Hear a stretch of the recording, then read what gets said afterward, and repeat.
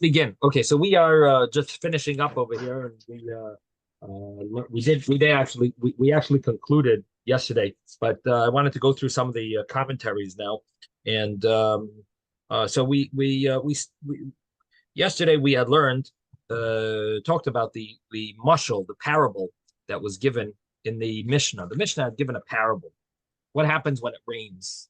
It rains when someone is when we're trying to eat in the sukkah and it's during Sukkot and it rains.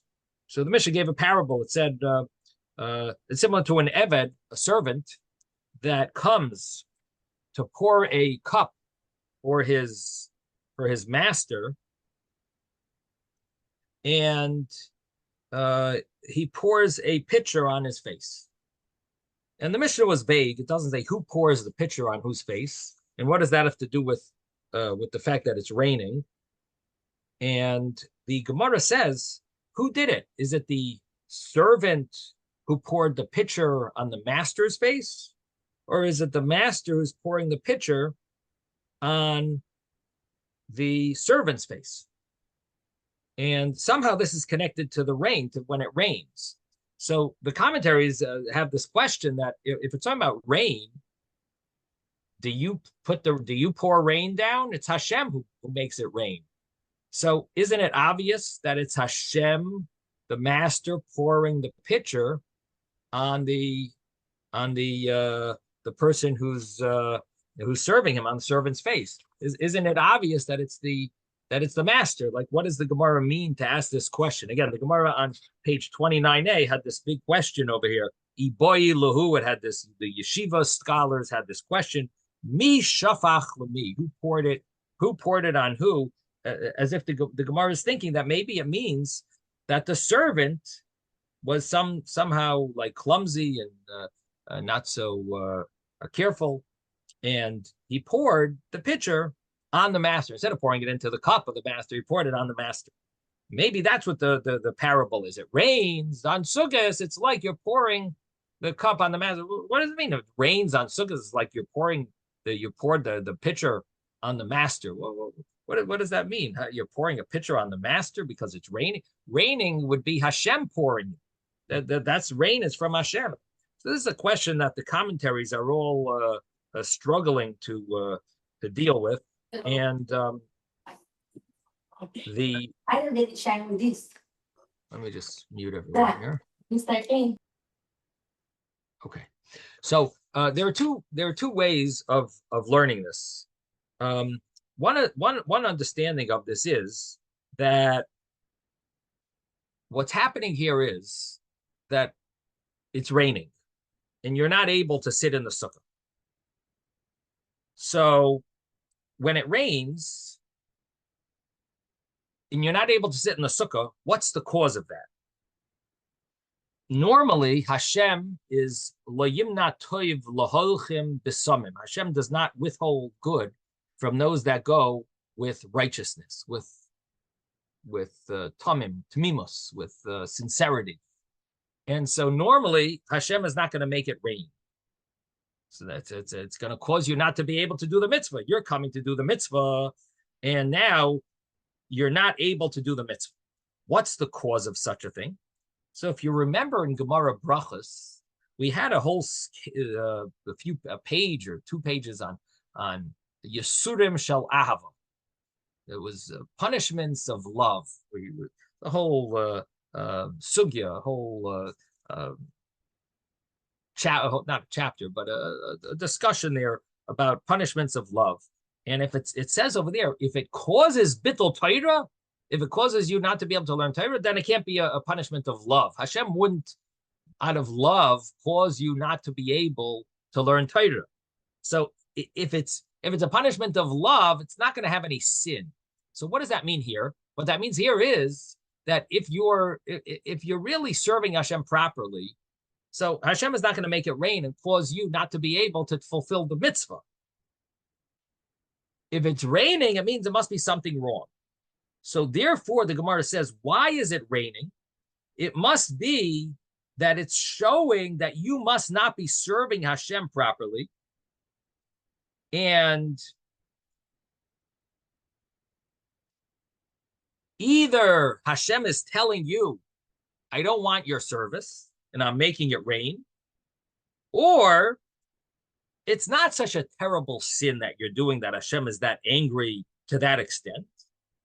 Rather, that you are not acting in a proper way of serving Hashem fully.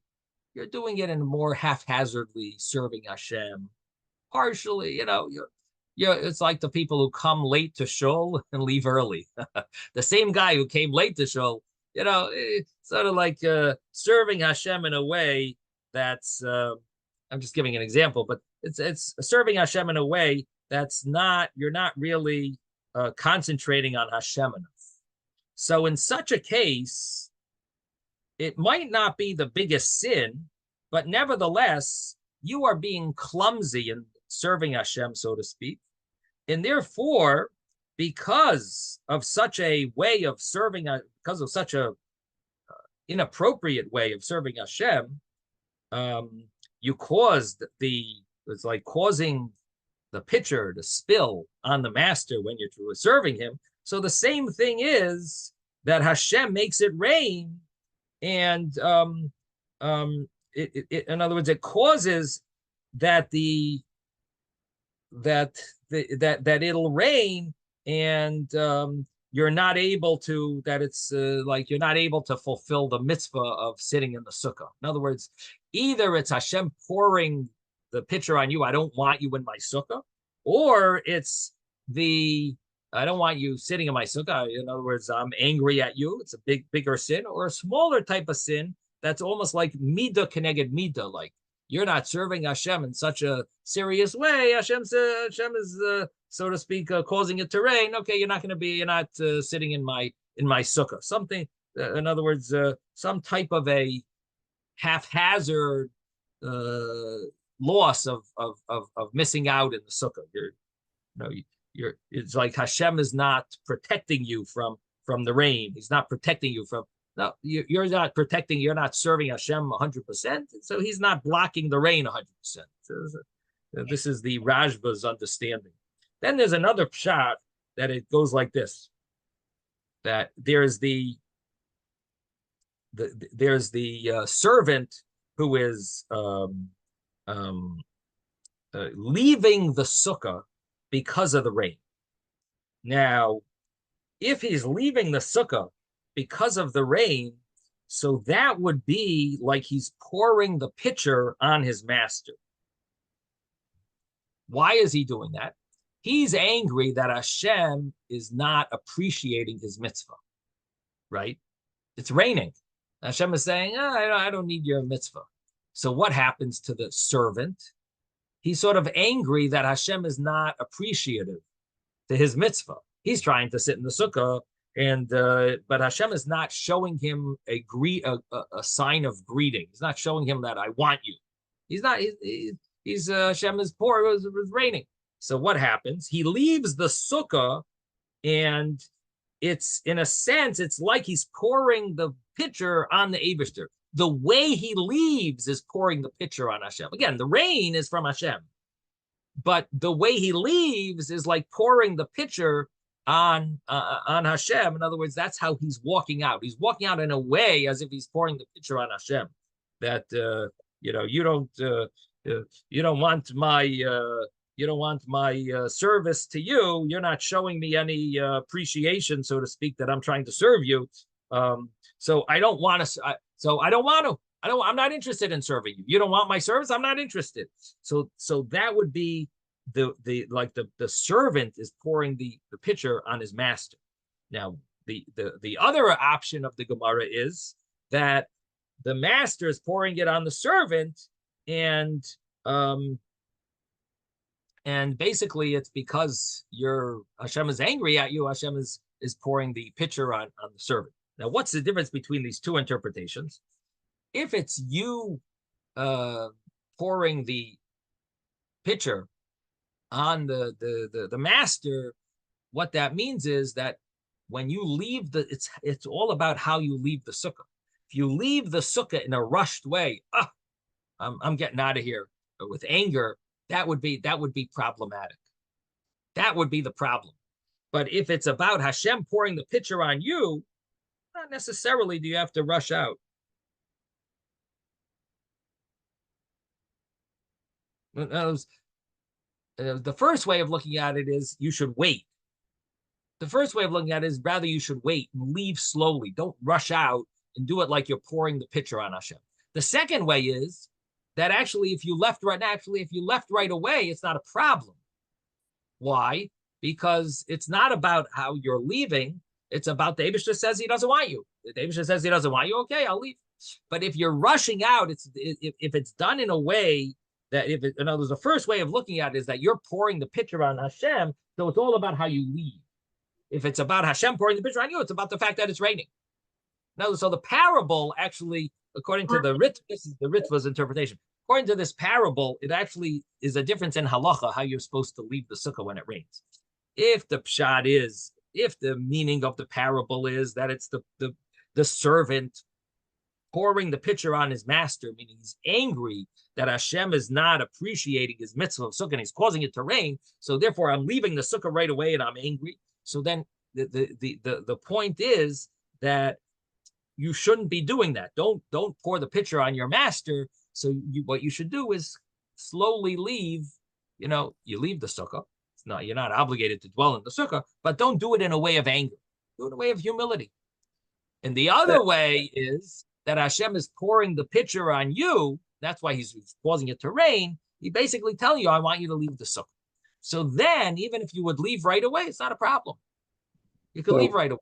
So that would be the difference in halacha. So according to this, what comes out is, and the Ritva spells it out, he says, you're really supposed to, when it rains, the Gemara's conclusion is that it's the master pouring the pitcher on you. So then you should leave even right away.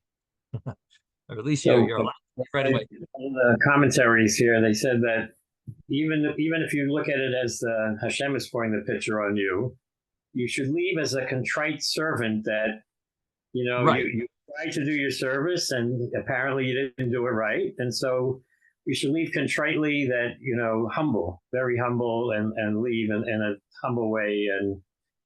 And hopefully, I guess this is all to help us do teshuvah. I assume that's what's going on here, right?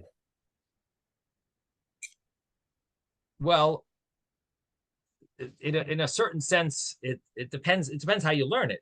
If it's about the fact that Hashem is pouring the rain on you because of sin, and He says, "I don't want you," so then it sounds like what you're saying. You should do tshuva. If it's all about you, pouring back at Hashem, it's not really tshuva. It's just that don't be angry that Hashem hasn't accepted, your service yet.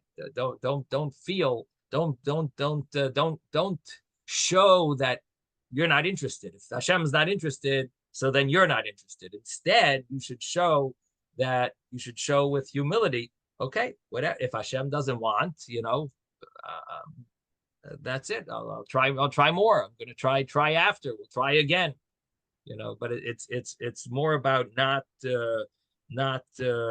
pouring the pitcher on Hashem's on the master in a sense of Hashem doesn't want my service, so I'm not interested.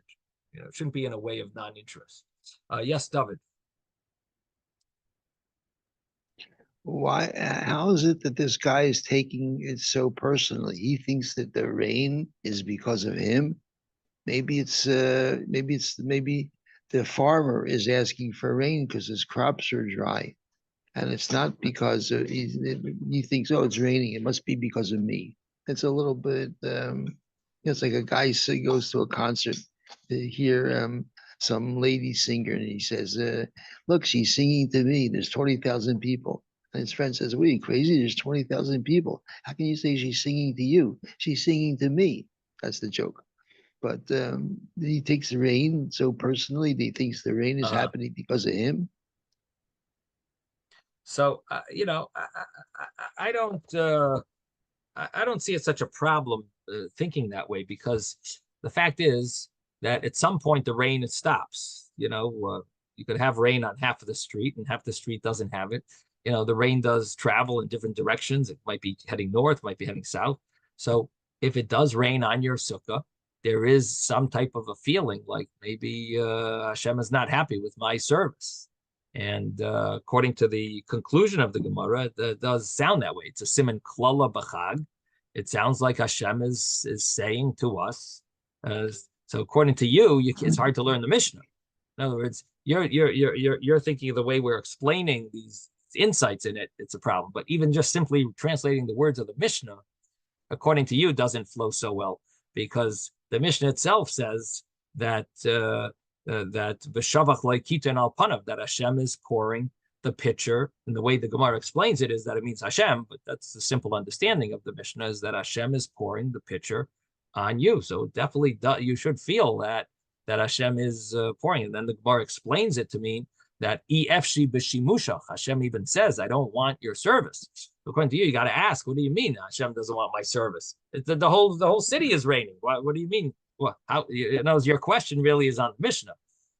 It's the Mishnah says this idea that in the Gemara's Bryce explains it, that it's efshi b'shimushach, that it like spells it out, like Hashem clearly saying, "I don't want your service." So as Victor had mentioned, that it seems like it's a concept of tshuva here, that it's emphasizing the importance. It's emphasizing the importance we need to somehow, change our ways, because Hashem is saying, "I don't want your service." But the fact that it's raining on the whole world and it's raining on you, it's not surprising that could be some type of that Hashem is withholding from you the ability to do this mitzvah. He's limiting from you this fulfillment of this mitzvah in its proper way. The second thing I wanted to ask was, I'm thinking back to the Yidden that spread Yiddishkeit under the rule of the Tsar, or under communism. So they could have said, "Well, Hashem is blocking me because he's putting this obstacle. I might as well stop." But that maybe it's, Hashem didn't bring communism in order to oppose the mitzvah of the Yidden trying to set up mikvahs and kashrus and stuff like this to spread Yiddishkeit. They didn't take it personally and say, "Oh, this is Hashem's answer for me to try to spread Yiddishkeit. Is he bringing communism, so I should stop?" Maybe Hashem is bringing this in order for a person to be able to work through it and express Mesiras Nefesh to spread Yiddishkeit, or to dwell in the Sukkah. In other words, what you're saying is that how do you know when it's meant as a efshi b'shimushach, when you put in a challenge? How do you know when Hashem is saying, "I don't want your service," and when Hashem is saying, "I want you to be Meiser Nefesh"? How do you know the difference? That's a tough question. How do you know when it's Hashem saying that I don't? So what it seems like is it depends when there's an opportunity for Mesiras Nefesh. So in communism, in communist Russia, there was an opportunity for Mesiras Nefesh. So we understood that's what that Hashem was giving us the opportunity to do Mesiras Nefesh. And however, by a sukkah, you don't really have Mesiras Nefesh. I mean, if you hold that you're not supposed to be in the sukkah when it rains, which some people do. So according to that, there is no Mesiras Nefesh option there. So therefore, what would it mean? It would mean that Hashem is saying, "I don't want your service." You know what I mean? So in other words, certain things would be a sign that's a sign for tshuva, and other things, when there's a potential for Mesiras Nefesh, that would be a sign that it's a Mesiras Nefesh, that Hashem is giving us an opportunity for Mesiras Nefesh. It's like the whatchamacallit, the Beis Yosef. It says Rabbi Yosef Cairo was supposed to wanted to die on Mesiras Nefesh, and because of one sin that he did, or that sin in his level, because of something he missed out on. So because of that, he didn't merit to pass away in the way he wanted to with Mesiras Nefesh. He was hoping to die with Mesiras Nefesh. It's like he wanted to die with that mitzvah. He wanted to fulfill that mitzvah in its fullest. So the thing is, it's like we don't always merit to fulfill every mitzvah that we. Now, it doesn't mean the biggest sin because we had such a terrible sin, therefore we miss out could be a small sin causes us to miss out in this other opportunity. You know what I mean? It's almost like you feel bad sometimes when you don't get to do the certain mitzvah. You know, it's like you feel like I lost out on a certain mitzvah. I wish I could have done. I had no choice, but I missed out. You feel bad even though you had no choice. Like you're stuck in the hospital. Someone's stuck in the hospital. It's Rosh Hashanah and no one came there to blow shofar. You have no choice, but you still feel bad, like you lost out in this. You feel bad that you lost out in the mitzvah. In other words, why couldn't it happen after that? I went to the hospital later. Why'd I have to be in the hospital at this moment that I couldn't hear shofar? You have stories of a person, a chassid, was going to be by the Baal Shem Tov or be by his Rebbe for Yom Kippur or for Rosh Hashanah, and then ended up in this small little village with a tiny little minyan. Right. And the 10th man. Yeah. Right. Yeah. So it's a little hard to say. So when the person stays stuck in the hospital and he doesn't hear the shofar, so does that mean that he's being punished from Hashem? I'm saying people feel that way a little, like, what did I do wrong that I'm stuck? Even if he does have a shofar, you feel. Yeah. Why true. am I here? Right. Why am I here? But we have to. It's of course, whenever anything happens to someone, they're supposed to like think of their actions. But at the same time, when it happens to someone else, we're not supposed to think of them. Oh, you must have, I wonder what avera you did. For us, for other people, but when we think of other people, maybe it's Yisurim Shalava for them. Maybe it's some type of Yisurim of when Hashem's showing his love, or Hashem's giving them a challenge, he's testing them. There could be many reasons. But here the Gemara spells it out. Here the Mishnah spells it out. It's a EFC Bishimushach. Now we did explain that it's not necessarily always a sign when it rains. Certain places, like in Florida, we know it always rains on Sukkot. It's like automatic.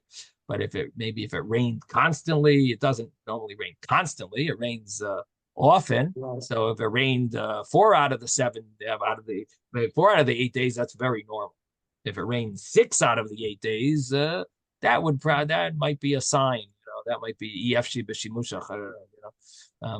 And I did see, I think Victor mentioned that maybe it's only in Eretz Yisrael. I did see one commentary try to mention something like that, but it's not. I don't think it's the common understanding that it's only in Eretz Yisrael the rain. I did see maybe like one later Achron wanted to mention something along those lines. So it's not wrong what you're saying, Victor, but I don't think that's the accepted thing. Yes, Mordechai, you've been patiently waiting. Yeah, the thing you just mentioned about Yosef Karo, the Rebbe, you mentioned that in a Sikha that he gave after the death of Peshalei Lapine. Right. Did I miss out any detail? Is that the story? No, but the Rebbe pointed out that she merited what the Beis Yosef, what Rabbi Yosef Karo didn't merit. Right. Pointed out. Wow.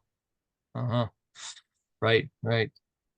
Okay, so getting back to the Gemara, so we now have these two understandings of this question of the Gemara that the Gemara had about who poured the water on who.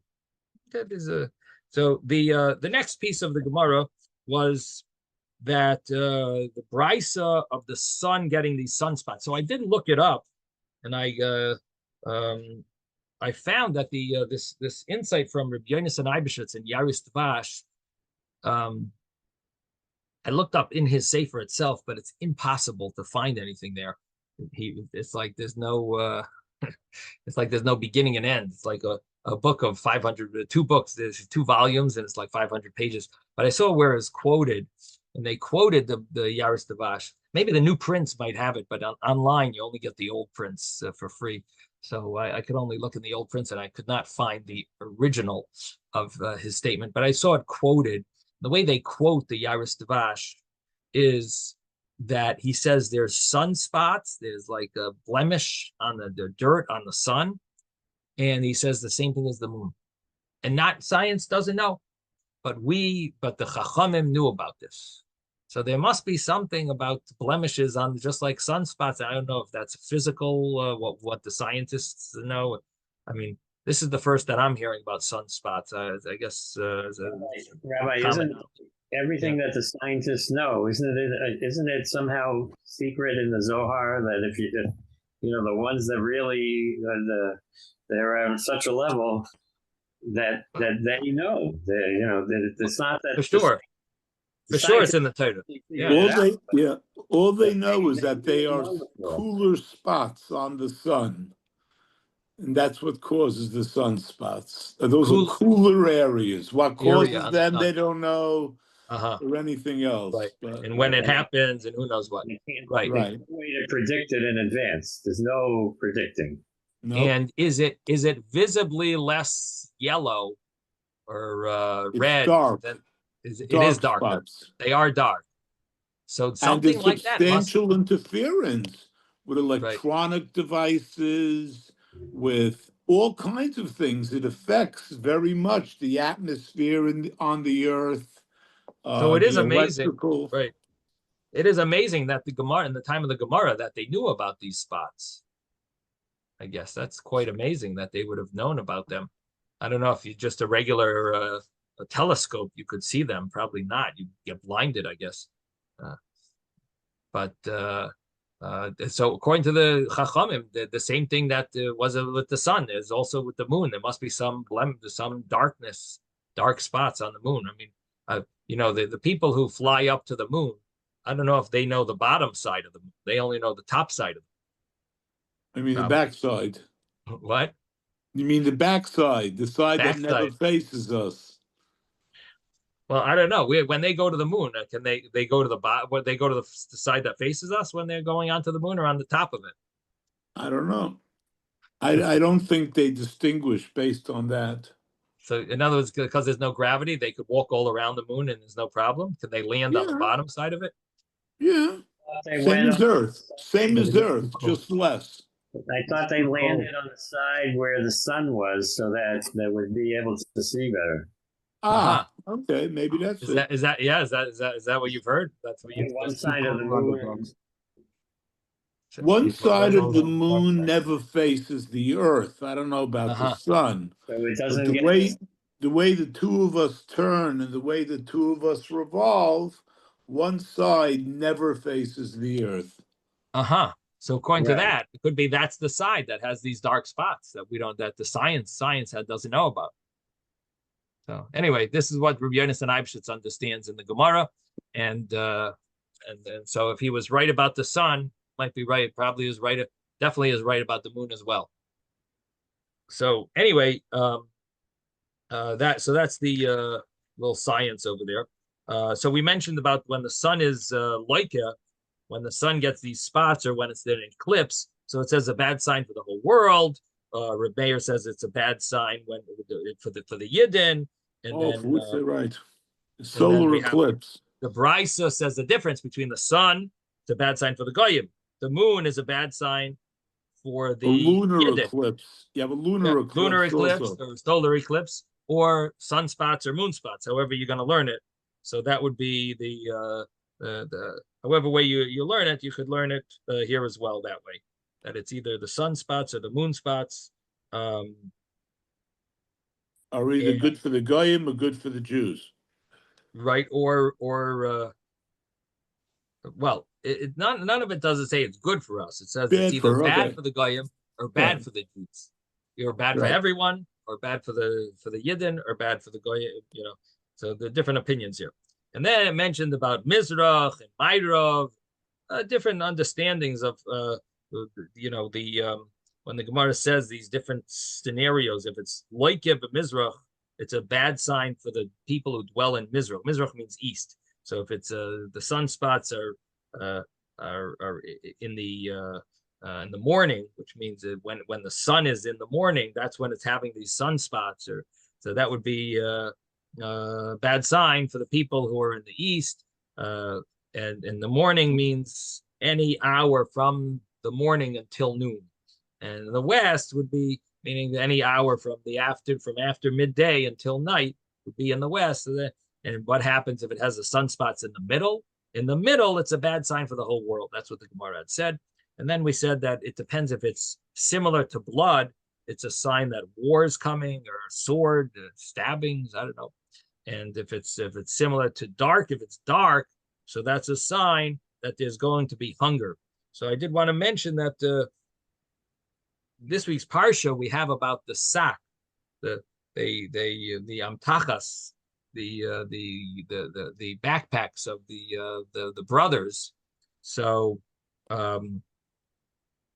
the Maharsha wants to learn here that it's similar to that it doesn't mean that it's dark, it means empty. That if the sun looks like an empty sack, it's a sign, because a sack is how they would keep the grain. That's why the brothers brought their backpacks, these sacks, to Egypt to get grain. And so a sack was meant for grain. And if the sun looks like a sack, looks like an empty sachet of grain, some empty satchel for grain, meant for grain. So it's a sign that there's going to be hunger. So in other words, now we understand what the connection is, because that's the type of bag used for grain. So if that bag is empty, in other words, if that sign, if the sun looks like such a bag, then it would be a sign that that there's a hunger. Then, so in other words, it's not about darkness, it's about looking like a sack. Now the Gemara then the Brisa then continues. It says if it's laka b'knisasai or b'yitziasai, if it's when the sun is setting or when the sun is rising, and here it doesn't mean like the previous case. The previous case was somewhere in between sunrise and noon, and somewhere in between noon and sunset. Now it's talking about if it's exactly at sunrise. If it's happening exactly at sunrise, or at sunset. Nisasi is sunset, and B'tziasi is sunrise. Here, then it says, that also tells you if it's going to happen right away or if it's going to happen in a while. And that was the two opinions, if it's what it means. If it's at sunset, does it mean it's going to take time till the punishment comes? Or does it mean that when it happens at sunset, that it's going to happen immediately? Two opinions. Then the Brisa said, that you don't have a nation getting punished, that its God is not punished with it. And Rashi learned that it meant the Sar, the angel, the guardian angel of that nation is if the nation is punished, then their guardian angel is going to be punished as well. And that's based on this pasuk that the Gemara is translating to the gods of Egypt, which refers to, according to this interpretation, it means the angels of the angels of each nation, the angels of Egypt, the angel of Egypt, as Shvatim, Hashem is going to make judgment and punishment. Well, we have the same concept with respect to Hashem, that when the Yidden go into Golus, Hashem goes into Golus. That when we feel pain, Hashem commensurately feels pain with us. So a very similar idea. Not quite, but we have the same kind of idea, yeah. So interesting. Thank you for connecting it. That's an interesting connection that Isaac is sharing. That if you think about it, by Hashem goes into Golus. When we go into Golus, it's almost like that Hashem gets punished for when we're punished, which also means that we actually are bringing Hashem into the shmutz wherever we go. We in other words, it's not just the punishment that Hashem feels the punishment. It's the shmutz that we get ourselves involved in. We're bringing Hashem with us, and as it says in Tanya, it's like when it's like you're taking the king and taking his head and sticking it into a sewer, and that's what when a person gets involved in inappropriate things. So it's like you're taking Hashem with you wherever you go. So anyway, that's a similar idea here, that when when they get punished. But so their guardian angel, I mean, similar. Their guardian angel is basically gets punished with them, and this is the way Rashi learned it. Maharsha is not satisfied because he says that the Gemara is talking about the luminaries, and here it's jumping to talk about guardian angels. So he says that it must mean the sun. Elokeha means the sun because they would worship the sun, and he says therefore it's that's what in the Gemara before the earlier part of the Brisa, I should say, mentioned that the if the sun gets punished, then it's a bad sign for the goyim. So here it's continuing that idea that it's referring to the sun, and it's because they believe in the sun. And so it says that when the sun gets, if the sun, if the nation gets punished, it's a sign that the sun is also getting punished. And then it says, but the Yidden, we don't have to be worried. Even if the sun gets punished, we don't have to be worried about these type of things because the sun is not in charge of us. So in other words, the Brisa initially talks about if the sun is punished, then the people are punished. It's a bad sign for the people. Then it says, and if the people are punished, then it's a bad sign for the sun. If you translate, it's one Brisa, it's one paragraph. So if you translate like the Maharsha, what the Brisa is saying is that either of them, they're interconnected. If the sun gets punished, then the people, it's a bad sign for the people. It means the punishment is coming their way. And if the people are punished, the nation is punished, then it's a sign that their son, Ein Elokeha, like Ye'ima, it's a sign that it's reciprocal. That it's going to happen to their God, which means to the sun. And okay, so that's the way the Maharsha learns it. And then it says, but the Yidden don't have to be worried, and it brings a pasuk. But then comes the next brisa. The brisa said because of four things, the Chama, the sun, is affected, eclipsed, or it's sunspots. So it mentions that if it's for an Av Bezdin that dies, and they don't give him a proper eulogy. So on this, there's some discussion, like what's the connection between an Av Bezdin that dies and causing the sun to have the sunspots or to be eclipsed. What is the connection? So the Aruch Laner and the Ben Yehoyada seem to try. They work on these in this Gemara. What's the connections between all of these different cases? So he says that the Av Bezdin is similar to the sun. The head of the court is similar to the sun, and he shines to everyone with his spiritual shine. The Torah is just like the sun. The sun shines. Now it says that whenever a big scholar, a tzaddik, passes away, so what happens? Another tzaddik comes to life. So like one tzaddik passes away, another tzaddik becomes is born. Now it's called V'zorach Hashemesh Uva Hashemesh. That one comes and one goes. One comes and then one goes. So the Gemara uses that to say that Eli died. That Shmuel Haramasi came to life right before Eli passed away. So the Shmuel Hanavi, called Shmuel Haramasi. So it says that if you don't eulogize the Av Bezdin, the head of the court, he wasn't eulogized properly. So then what happens is, it's like we covered the sun. The guy who did the eulogy is the one who left the spots on the sun. So let me tell you this pshat. Then you'll tell me your pshat. So if you eulogize the scholar properly, so then what happens is he died, and now all of the sins of the community are forgiven because his death is like a awakening to tshuva and a kapara, so it brings goodness to the world. But if he's not eulogized properly, so it comes out that his death is what happens. His death is for nothing.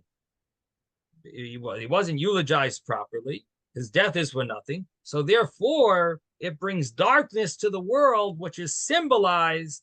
It's symbolized by the eclipse. That means that in other words, normally it's supposed to bring blessing to the world, and here it's not going to bring blessing because you didn't eulogize him properly. And because you didn't eulogize him properly, it means that you're not awakening yourself to do tshuva, which brings kapara, which brings atonement. In other words, people feel bad when the tzaddik dies, and that feeling of pain is a element of tshuva. And so when the people don't eulogize him properly, so the people don't get that tshuva. Now, there's one more little point that's added here to this, and that is that that normally there's already a tzaddik that's born.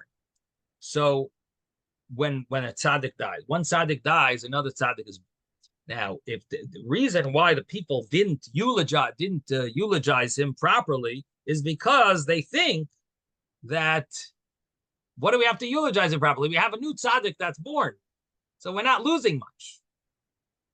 And so therefore, that would be a reason. That would be a reason why they might not eulogize him properly. So what does Hashem do? He makes the sun dark. He eclipses the sun, and by eclipsing the sun, he teaches us that you're mistaken. Just because the new tzaddik is born, you still need to eulogize the old tzaddik. And according to this understanding, the reason is I would think the reason is you would think it is because it's still appropriate to eulogize him. But they bring that the reason is that the one that was born is still a child. You got to wait till he grows up to really be the tzaddik that you're expecting. So in the meantime, you should eulogize the old tzaddik. And additionally, the old tzaddik was in your community. The new tzaddik might be on the other side of the world.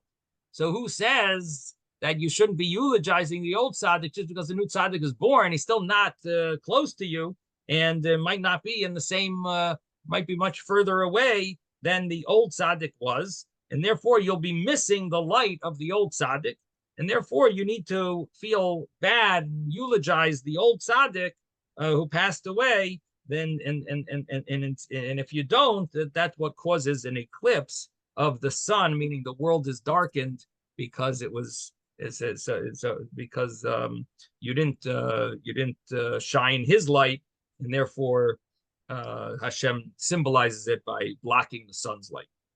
So it's these two ideas really. One is that that you're not eulogizing him properly, so therefore you're not shining. He's similar to the Torah is supposed to be. So you're not shining his light, which causes atonement to the world. Therefore, the sun is eclipsed. And additionally, you're thinking that you don't need to eulogize him, and the fact is that you still, even though a new tzaddik came about, you still need to eulogize him, and the sun is symbolizing that idea that the sun is eclipsed because the fact is that it's a big loss. In other words, the tzaddik dying and wasn't eulogized properly is a major loss. Even if a new tzaddik is born, it's a major loss. Okay, so these are the two. Now, what did you want to say, Isaac? No, nothing. I was saying just a law, nothing. Okay, I thought you had a different interpretation. No. Okay, so now comes the next case. The next case is a Naira Murasa. Naira Murasa, this betrothed girl that, 1 second. 12 and a half. Here. Bezdin. Yeah, Naira Murasa. She's a betrothed girl. She's partially married, and someone violated her, and she's screaming, and no one is answering her call. So because of that, the sun is eclipsed. So what's the It's betrothed. Betrothed. Okay, thank you. So this is symbolized by the by the sun's eclipse. What's the meaning behind it? Because normally,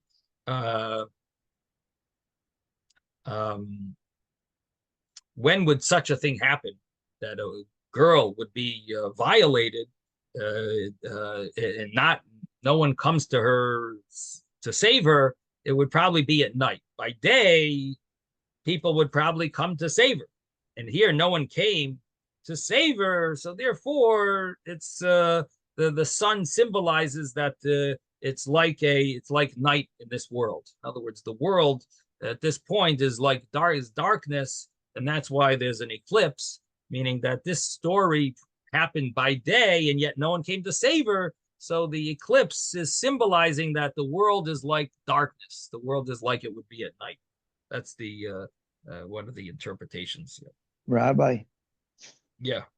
one of the I don't know if you keep up with the current events, but or the news. But just a few days ago in the New York subway, a woman was set on fire in the daytime by an immigrant, Early and the subway had a bunch of people, and nobody went to help her. It was a big scandal. Wow. And she died. How many people were around? That's the thing. There was a whole bunch of people around. I think it was very early in the morning. Yeah. Yeah, it sounds shocking. Yeah, it was. The thing would happen because they should be nervous. They themselves are going to die from the smoke. I would think they would put it out right away. Or that they're going to die because the guy's going to set other people on fire. It was in the station. He was walking on with a lighter, and he lit her outfit. She was sleeping in the train. Unbelievable. And he set her on fire, and she went up. Oh, yeah. Okay. And he sat down and watched, and everybody stood around. Nobody went to rescue her. I don't know if there were other people. Anyway, very sad. We're living in a dark time. I wonder if there was a sunspot at that time. Okay, Mishkav Zachar. If the people are doing Mishkav Zachar, people are doing homosexuality, so that is another reason why there would be an eclipse. So what's the connection in eclipse and homosexuality? So the reason is because what happened in the Dar Hamabel, the generation of the flood, they did disgusting things like that, and the sun didn't shine. In other words, it says Yom v'layla lo yishboisu, that after the flood, Hashem promised that there's always going to be night and day. It means before that, they weren't running in a regular schedule. At least there was during the Mabul. During the Mabul, it was all changed. Their understanding from Bereshis Rabbah that before the Mabul also, in other words, not just during the Mabul, but Ad Achshav Shavsu, till now, there were times when the sun didn't. So therefore, like Elohem Achama, the sun is going to act to them like it did to that generation of the Mabul. That the sun will be eclipsed, like it's not running its regular schedule, so to speak, because of people doing this sin. So they're acting like the Dar Hamabel, the generation of the flood. Therefore, they don't deserve the sun. Therefore, the sun will stop just like it did then. It wasn't running in a regular schedule. I guess we'd have to look up that Bereshis Rabbah. If it just means in the time of the Mabul, but it sounds like the whole Dar Mabul. It sounds like it was. It sounds like until then it rested. It wasn't exactly until Hashem made the promise. Now on till now it rested. Sounds like he's saying like it wasn't. But I don't know. Could you say that it means that it's just the during the actual flood? Maybe I have to look it up. Okay, and then Bal Shnei Achim. Everything, the outside world, outside of the Teva, returned practically to Tohu Vavohu. That was the whole point. And then there was a second creation story, a second level of slowly coming back to regenerate and growth. But the Mabul itself destroyed everything, it says. So space, time, No whatever question, was no question going that on outside of the Teva right. was heavy stuff. And then afterwards, Hashem said, don't worry, from now on, it's going to be normal. I'm not going to do this again. Right. Right. Definitely could be. I guess it could be the meaning. They quote from Bereshis Rabbah here. The only problem is they misquoted because it's there is no 25:5 Bereshis Rabbah. So unless they made a mistake and meant it earlier, let's see. Try 255. No, there's Why only not? three. Bereshis Rabbah. 2 would be Noach, maybe. No, 25. It's I know, chapter but you 25. say there is no the such mistake. thing, you said. No, there's But- 25, but there is no fifth. Right. Maybe Is there a 26. 55th in 2? Maybe they just missed the punctuation. Anyway, let's see here. Maybe it's here 26:5. Let's see. See if 26:5.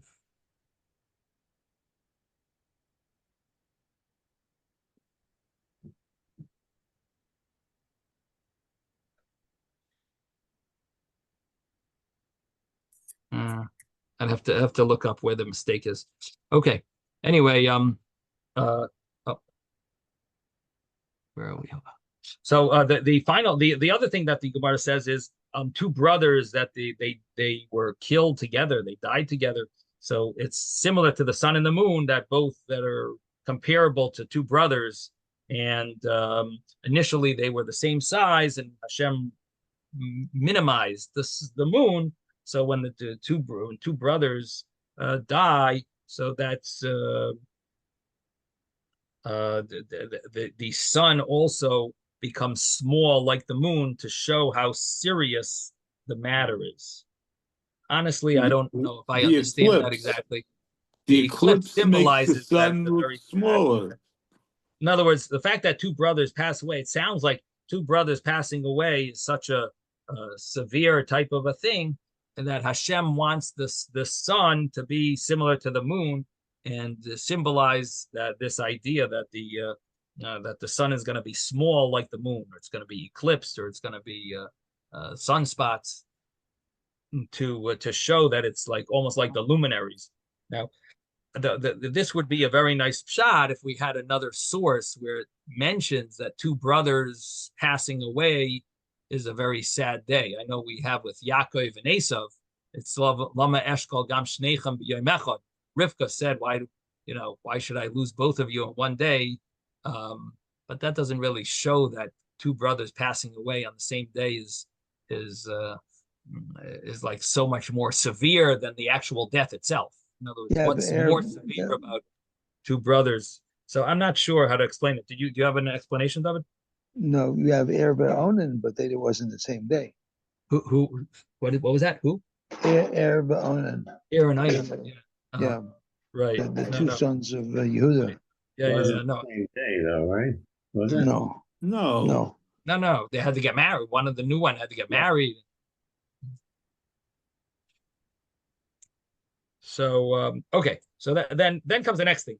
The next thing that the Gemara says is that that before 4 things, the moon and the stars are likened. They get these spots, or they're eclipsed. Al Kaisve plaster, these are writing forged documents, and the reason being is to place some type of a bad name on someone else.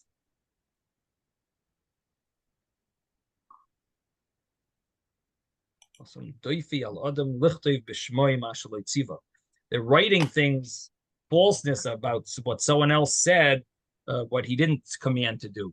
So it's a false document, and those that testify falsely, and those that are raising thin animals or small animals in Eretz Yisrael, and those that cut down ilonos toivos, good trees, that we said maybe means probably means fruit trees, might mean other things, but these are things that cause the moon and to have this eclipse, the moon and the stars. And what's the connection of these things to the eclipse?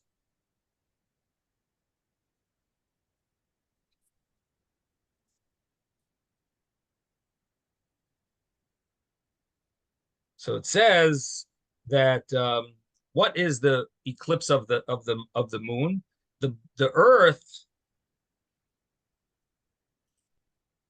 it blocks the moon, and it can't receive its light from the sun. So blocks the sun. It blocks the sun from giving light. Our back is against the sun, so that's why you don't have the sun shining on the moon. On the moon. Okay, fine. Okay, thank you. So the Earth blocks the sun from shining on the moon, and the moon can't receive the light from the sun. Now, when we do bad to when we do sins, we're hurting ourselves. And what does that mean? We're doing bad to the moon because we're blocking its light, but we're actually receiving part of that negativity because now we don't have the light from the moon. And therefore, these are 4 things that you're doing bad to someone else, but you also are getting hurt. What is that? How are you getting hurt? So you write these false documents on other people, but what happens is there's a concept of kol hapaisel b'mumay paisel. You say something bad about someone else, it ends up that you also have that problem. So that's number 1. You give false testimony, and this causes a embarrassment to yourself because the people who you're testifying falsely, they know that you're a fraud because they're hired.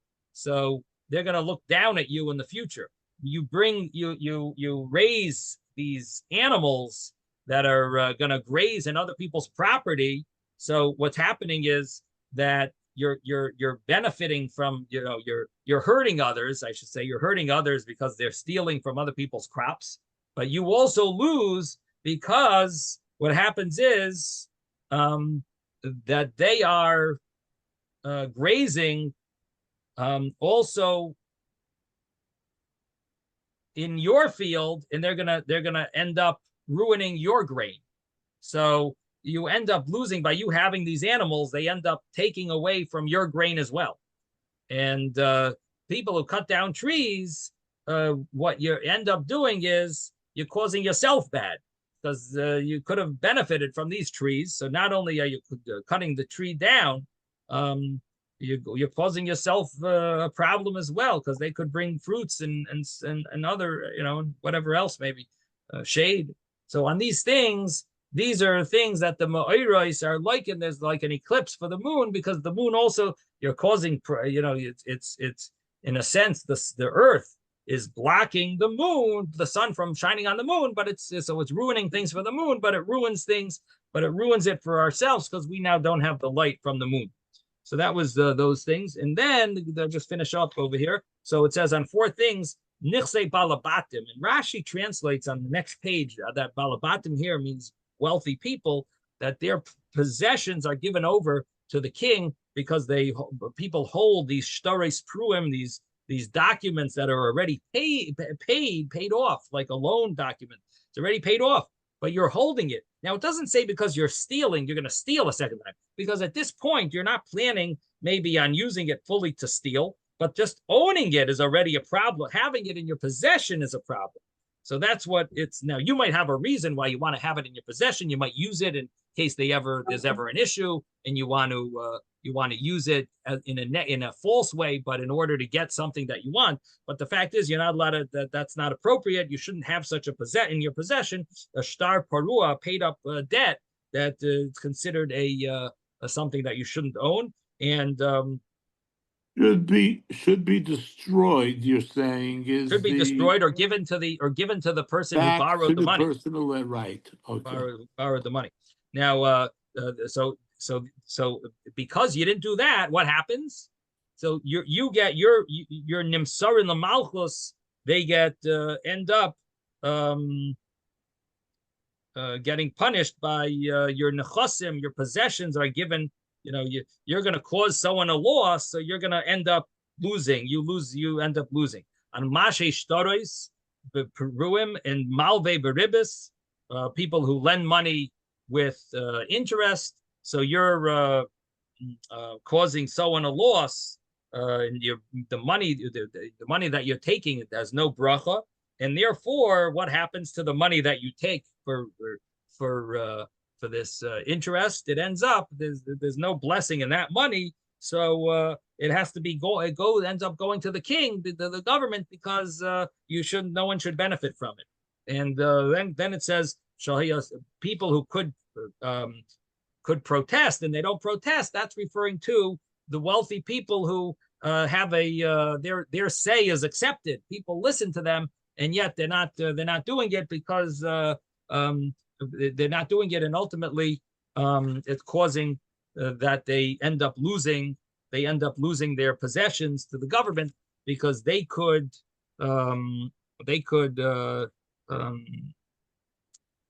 in other words, their money should be used for a positive thing, to be able their words are listened to, so they could protect people, and people would listen to them. They're not doing that, and therefore they got punished as if they did the sin themselves. They could be telling people off, and they're punished like they did the sin themselves, and they end up losing their money. Now, also they make a pledge and they don't give it, so they also lose their money because of that. And now the thing is that sometimes they say, I made the pledge only because I wanted other people to give. I wasn't really going to give that money. Nevertheless, it's a big problem. They made a promise. So Marsha says, he says, they say, I've had this before. I run an organization. So I had this guy tell me, I made that pledge. I was expecting other people just to give. I wasn't going to give you that amount of money. Made a pledge to me. Then he says, well, I thought it would make other people. I wanted other people to give. And you see, it worked. People gave. Or bidding. The guy who gets stuck with the aliyah. Yeah, exactly. The bidding. So he tells me, I wanted other people to give, and it worked. You see, other people actually gave you. So I'm not paying up I don't have to pay up my pledge. So the Gemara here says that it causes the money to be taken to the government. The government ends up taking that money. And So then the Gemara ends off, Amar Rav, for 4 things. The Nechasim Balabatim end up getting destroyed, or their possessions get destroyed, or they get lost, or get taken by the government, different interpretations. And it all has to do with not paying your workers and pushing them off, and or Oishke Schar Socher, stealing from, not paying them at all. But not paying them at all would be gzela. So the Maharsha doesn't want to learn that way. So rather, you don't pay him on time. So the first one was where you keep pushing him off. The second one is you just simply didn't pay him on time. And the third case is your pyrek oil from you don't take responsibility when you should. And the fourth thing, you put it on other people. And the fourth thing is for arrogance, and arrogance is equal to all of them. But those that are humble, anovim yershu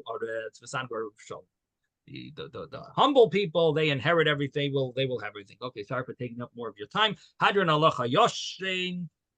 We finished, made the Hayoshein return to us, and we shouldn't forget it. Sei gesund, everyone. A freilich and Mazel Hanukkah. tov. Good Shabbos. Mazel And, tov. see you Mazel at tov. Mitzvah Thank on you, Thursday. Rabbi. Okay. Thank you, Make a Rabbi. little, Freilich and make a Hanukkah. little Freilich l'chaim. and Hanukkah. Freilich and Hanukkah. Hanukkah. Shabbat shalom. So more latkes.